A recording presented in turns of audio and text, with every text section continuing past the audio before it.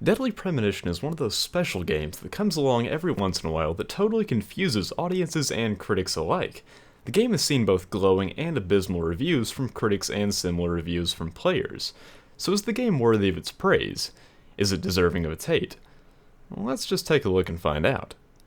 The game opens with our protagonist, FBI Special Agent Francis York Morgan, explaining the genius behind the toxic relationship of Tom and Jerry to his imaginary friend slash alter ego thing, Zach.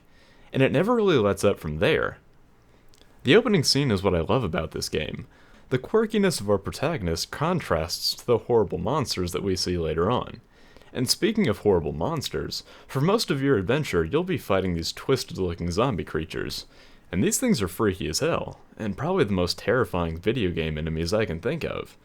And without a doubt, the best thing about this game is its colorful cast of characters, each with their own strange personalities.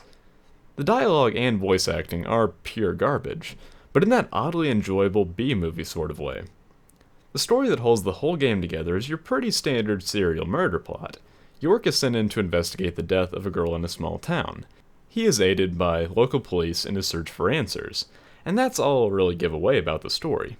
Even though the game is intriguing, there are several obstacles in the way of me enjoying it. Deadly Premonition is a third-person horror game with combat aspects.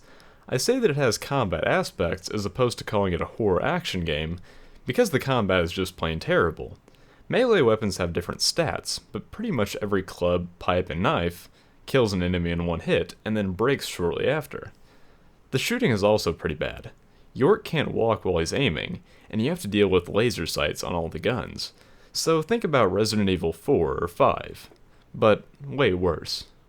The game also has hunger and sleep meters that just kind of seem out of place, and don't really do all that much, besides tick down your health. The Steam trailer boasts that the director's cut offers enhanced graphics and controls, and it honestly baffles me that at one point this game looked and played worse than it does now.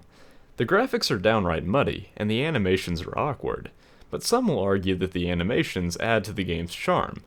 But I just can't help but notice that when these bizarre movements totally kill the game's tension. When York isn't shooting or socializing with the townsfolk, he'll likely be driving to his next destination. Once again, this mechanic of the game is totally unenjoyable. It takes way too long to get up to speed, and when your destination's on the other side of the map, this will make any player sigh with disappointment. Turning is also a pretty big chore in the game. Trying to steer will throw off the camera horribly, turning every joyride into a spastic mess.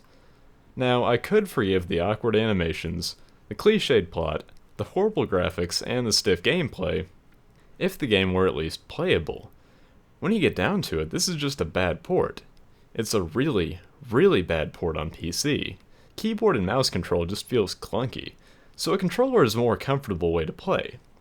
There are multiple sections of the game where York's perspective and another character's perspective are on the screen next to each other, and the frame rate drops to about 20, and it's pretty noticeable. Thankfully, in most other scenarios, the game runs at about 30 frames, but the biggest problem that I have with the game is its instability. The game has crashed 9 times on me. I encountered this bug that made my system hard crash at the end of Chapter 2 multiple times, so that's where I chose to stop playing.